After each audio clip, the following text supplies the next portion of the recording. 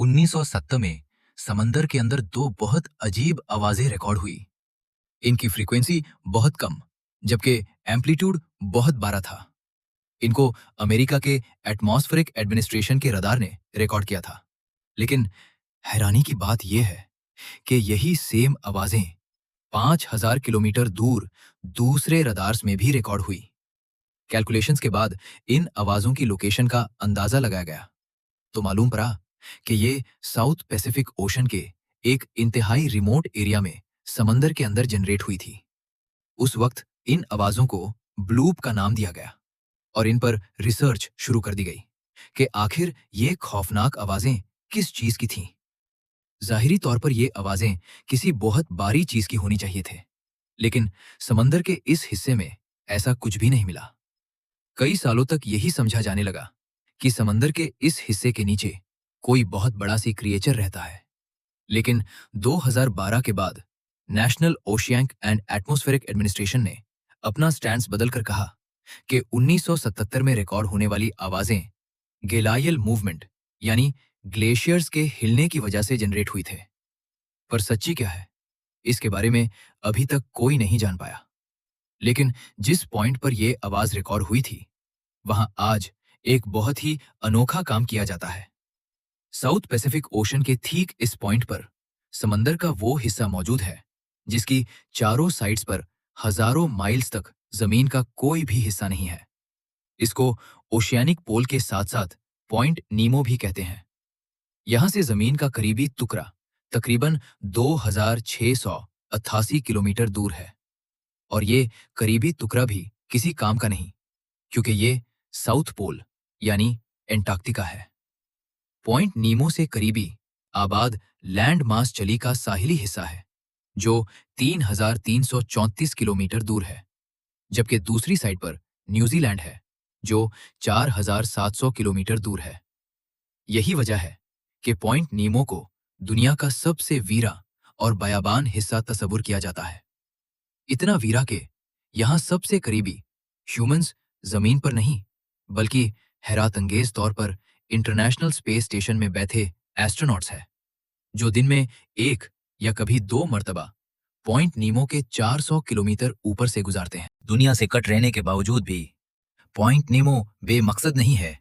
समंदर के इस हिस्से के नीचे इंसानों की वो इन्वेंशंस भी हैं जिनके लिए कभी पैसा दरिया की तरह बहाया जाता था। जी हाँ, पॉइंट नीमो कब्रिस्तान है, टूटी हुई सैटेलाइट्स, स्पेसक्राफ्ट्स और रॉकेट्स के टुकड़ों का। लेकिन सवाल ये उठता है कि पॉइंट नीमो डिस्कवर होने से पहले सैटेलाइट्स को कहाँ गिराया जाता था? इनको गिराने की जरूरत ही क्यों पेश आती है? और सबसे बढ़कर सैटेलाइट्स को ठीक पॉइंट नीमो तक लाया कैसे जाता है? पॉइंट नीमो साउथ पैसिफिक ओशन में 22 करोड़ स्क्वायर किलोमीटर के एरिया पर फैला हुआ है। ये इतना बड़ा एरिया है कि इसमें दुनिया का सबसे बड़ा मुल्क रशिया भी फिट आ सकता है, और उसके बावजूद भी इतनी जगह बच जाएगी कि इजिप्ट जैसी 5 कंट्रीज फिट आ सकती हैं। पर इन 22 करोड़ स्क्वायर किलोमीटर्स में इंसानों की कोई आबादी नहीं बसती। इंसान तो इंसान, यहाँ पानी के नीचे भी बहुत सारे सी क्रीचर्स जिंदा नहीं रह सकते। रिसर्चर्स का मानना है कि यहाँ की कंडीशंस बहुत चैलेंजिंग है, जिनमें सी लाइफ के लिए जिंदा रहना मुश्किल हो सकता है। पॉइंट नीमो साउथ पैसिफिक ओशन के एक बहुत रिमोट और डीप एरिया में लोकेटेड, जहां पानी का टेम्परेचर ठंडा होता है और न्यूट्रिएंट्स न होने के बराबर। पॉइंट नीमो एक ऐसी जगह पर है जहां ओशनिक करंट्स की वजह से, यानी पानी के तेज बहाव की वजह से, न्यूट्रिएंट्स की कमी होती है। ये पानी ओशन के इस हिस्से में गोल गोल घूमता रहता है, यानी पैसिफिक ओशन के दूसरे हिस्सों का पानी यहां सही से फ्लो नहीं हो पाता, जिसकी वजह से यहां न्यूट्रिएंट्स की कमी होती है। और जहां भी न्यूट्रिएंट्स कम होते हैं, वहां प्लैंकटन और दूसरे माइक्रोस्कोपिक ऑर्गेनिजम्स भी कम होते हैं, जो फूड चेन का बेस बनाते हैं। इस एरिया में ओशन की गहराई तकरीबन 3700 मीटर या फिर 12100 फीट है। इतनी गहराई तक सनलाइट का पहुंचना नामुमकिन है, इसलिए यहां फोटोसिंथेसिस भी नहीं हो सकती। यानी कोई सी लाइफ होती भी है तो वो डीप सी ऑर्गेनिजम्स जैसे स्क्विड्स, बायोलुमिनेसेंट फिश और दूसरे डीप सी क्रीचर्स हो सकते हैं जो एक्सट्रीम कंडीशंस में सरवाइव कर सकें। 1992 में पहली बार एक कनेडियन इंजीनियर ने मुख्तलिफ मैथमेटिकल कैलकुलेशंस करके पॉइंट नीमो को डिस्कवर किया। ये जगह इतनी रिमोट है कि जिसने इस पॉइंट को डिस्कवर किया आज तक वो खुद भी यहां नहीं गया। 9 साल के बाद 2001 में पहली बार इसको रशियन स्पेस एजेंसी की तरफ से इस्तेमाल किया गया, क्योंकि पॉइंट नीमो ओशन का वो हिस्सा है जो इंटरनेशनल वाटर्स में आता है, यानी इसको कोई भी कंट्री ओन नहीं करती। इसी वजह से दुनिया की मुख्तलिफ स्पेस एजेंसीज को यहां अपने स्पेस ऑब्जेक्ट्स गिराने के लिए किसी से परमिशन नहीं लेनी पड़ती। 23 मार्च 2001 को रशियन स्पेस स्टेशन मिर को लॉन्च हुए 15 साल गुजर चुके थे और अब वो इस काबिल नहीं था कि ज्यादा अरसे तक मिशन पर रहे। तब रशियन स्पेस एजेंसी ने उसको डी ऑर्बिट करके, यानी अर्थ के ऑर्बिट से निकलकर पॉइंट नीमो में गिरा दिया। मिर के बाद दूसरी स्पेस एजेंसियों को भी ये जगह काफी मुनासिब लगी और अब वो भी इसको स्पेसक्राफ्ट डंपिंग के लिए इस्तेमाल करती हैं।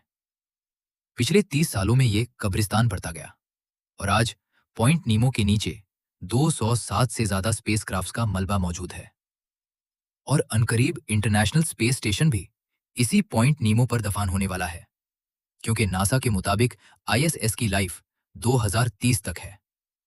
इससे पहले पहले इसको डीकमीशन कर दिया जाएगा। सैटेलाइट्स या स्पेसक्राफ्ट्स को बहुत ही बारीकी से बनाया जाता है।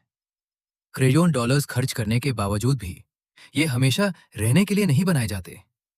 जैसे मुख्तलिफ प्रोडक्ट्स की एक्सपायरी डेट बनाते वक्त ही लिख दी जाती है, ऐसे ही स्पेस में घूमने वाले ऑब्जेक्ट्स की भी एक एक्सपायरी डेट होती है और उस एक्सपायरी डेट के बाद उनको वॉलंटियर क्रैश करना बहुत जरूरी होता है। अगर ऐसा ना किया गया तो स्पेसक्राफ्ट आउट ऑफ कंट्रोल होकर कभी भी ऑर्बिट से निकलकर जमीन पर अनकंट्रोल तरीके से गिर सकता है। 1978 में कॉस्मोस 956 जो एक सोवियत सैटेलाइट थी, उसमें कोई मसला हुआ और उसका कांटेक्ट बेस स्टेशन से टूट गया। अब वो सैटेलाइट बेकाबू होकर कुछ वक्त तक अपने ऑर्बिट में रही, लेकिन आखिरकार कई महीनों के बाद वो ऑर्बिट से निकलकर जमीन की तरफ बढ़ने लगी। जिस चीज का डर था वही हुआ, उसने अर्थ में अनकंट्रोल्ड री एंट्री की। लेकिन सबसे बड़ा खतरा इसका आउट ऑफ कंट्रोल होना नहीं, बल्कि इसमें मौजूद न्यूक्लियर रिएक्टर था, जिसकी वजह से इस सैटेलाइट को पावर मिलती थी। ये सैटेलाइट तो आसमान में ही जलकर राख हो गई, लेकिन रेडियो एक्टिव मटीरियल पूरे नॉर्थ कनाडा में फैल गया। उसके बाद एक ऑपरेशन स्टार्ट किया गया, जिसका मकसद सिर्फ और सिर्फ इस रेडियो एक्टिव मटीरियल की तलाश और उसकी सफाई था। ये अपनी तर्ज का सबसे बड़ा ऑपरेशन था, जिसको ऑपरेशन मॉर्निंग लाइट का नाम दिया गया। खुशकिस्मती से इसमें किसी का कोई नुकसान तो नहीं हुआ, लेकिन इस हादसे के बाद सैटेलाइट्स को न्यूक्लियर के जरिए चलाने के नुकसानात की एक झलक दुनिया ने देख ली। इसके अलावा 1997 में ओक्लाहोमा से तल्लुक रखने वाली लॉटी विलियम्स पार्क में वॉक कर रही थी कि अचानक उनके कंधे पर कोई चीज आकर गिरी।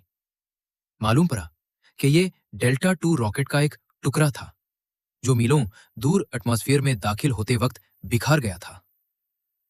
लॉटी विलियम्स को इस हादसे में कोई चोट नहीं लगी, लेकिन इस हादसे ने सबकी आंखें खोल दी। ऐसे वाकयात फ्यूचर में पेश ना आए, इसी वजह से स्पेस ऑब्जेक्ट्स को ओशन के वीरा हिस्सों के ऊपर ही गिराया जाता है। जब तक पॉइंट नीमो डिस्कवर नहीं हुआ था, इससे पहले भी ये काम पैसिफिक ओशन या फिर जमीन के रिमोट एरियाज में किया जाता था। जब भी कोई सैटेलाइट या स्पेसक्राफ्ट क्रैश करना हो, तो उसमें लगे थ्रस्टर्स की मदद से पहले उसको ऑर्बिट से निकाला जाता है। ऑर्बिट से निकालने के बाद भी वो अगले कई महीनों तक अर्थ के गिर्द घूमता रहता है, लेकिन आहिस्ता आहिस्ता वो जमीन से करीब भी होता जाता है। थ्रस्टर्स कब, कहां, किस वक्त और किस पोजीशन में एक्टिवेट करने हैं, ये काम बहुत बारीकी से इंजीनियर्स कैलकुलेट करते हैं। अर्थ के एटमॉस्फेयर में एंटर होने से पहले दोबारा थ्रस्टर्स को एक्टिवेट किया जाता है, जिससे उसकी डायरेक्शन पॉइंट नीमो की तरफ की जाती है। याद रहे कि स्पेस में क्योंकि हवा नहीं है, प्रेशर नहीं है, इसी वजह से वहां किसी किस्म की फ्रिक्शन नहीं होती। सैटेलाइट्स जो अपने ऑर्बिट में है, वो बगैर पावर के अगले कई महीनों तक अपना ऑर्बिट नहीं छोड़ती। इनकी स्पीड बहुत तेज होती है, नॉर्मली 15,000 किलोमीटर पर आवर। और जब इसी स्पीड से वो एटमॉस्फेयर में एंटर होती है, तो फ्रिक्शन की वजह से उनका टेम्परेचर 3000 डिग्री सेल्सियस तक बढ़ जाता है और वो एक फायरबॉल की शक्ल इख्तियार कर लेती है। ये टेम्परेचर उनमें लगे मेटल को गला कर राख कर देता है और ज्यादातर केसेस में मलबा गिरने से पहले ही भाप बनकर उड़ जाता है। लेकिन कभी कभी कुछ मलबा जमीन पर भी आ गिरता है, जो अगर आबादी के ऊपर गिरे तो भारी नुकसान भी कर सकता है। यही वजह है कि इनको पॉइंट नीमो के 22 करोड़ स्क्वायर किलोमीटर के एरिया पर टारगेट करके इंसानों को इसके नुकसान से महफूज रखा जाता है। बात की जाए नाम की तो नेमो एक लैटिन वर्ड है जिसका मतलब है नो वन, क्योंकि यहाँ ना इंसान रहते हैं ना समंदरी मखलूक, और ये लोकेशन भी कुछ ऐसी है कि यहाँ से शिप्स का गुजर भी नहीं होता। वेसल्स ऐसी लोकेशंस को अवॉइड करती है जहाँ प्रॉब्लम की सूरत में मदद आना मुश्किल हो। अगर आप पॉइंट नेमो में कभी फंस जाएं तो यहाँ शिप के जरिए मदद आने में 2 हाफ डे लग जाएंगे। और 3000 किलोमीटर्स तक ट्रैवल करने वेल हेलीकॉप्टर्स पूरी दुनिया में सिर्फ गिने चुने ही हैं, जिनमें सिकोर्स्की S-92, वेस्टलैंड AW101 और लॉकहीड मार्टिन VH-71 शामिल है। और उनकी भी कोई गारंटी नहीं कि वो 3000 किलोमीटर्स का डिस्टेंस बिना रिफ्यूलिंग के टाई कर सकें। और अगर कर भी लिया तो वापसी का फ्यूल नहीं बचेगा। पॉइंट नेमो तक पहुंचना और वहां अंडर वाटर रिसर्च करना साइंटिफिक कम्युनिटी का एक ख्वाब है। हो सकता है आने वाले वक्त में यहाँ रिसर्च हो और 1977 में आने वाली आवाजों के राज बेनकाब हो सकें।